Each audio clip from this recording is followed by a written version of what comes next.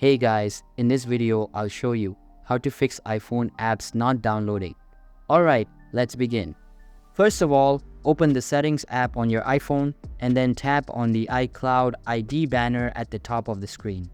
Now scroll down to the bottom and tap on Logout. Once you are logged out, log in your account again and see if the problem is fixed. If the problem still persists, go back to the home page of the Settings app and tap on Screen Time.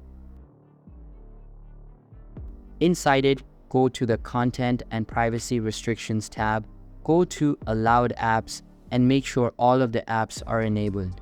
Now, go back one step and this time select Content Restrictions.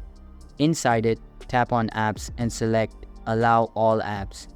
Once you have done that, go back to the Settings app homepage and scroll down to the App Store tile.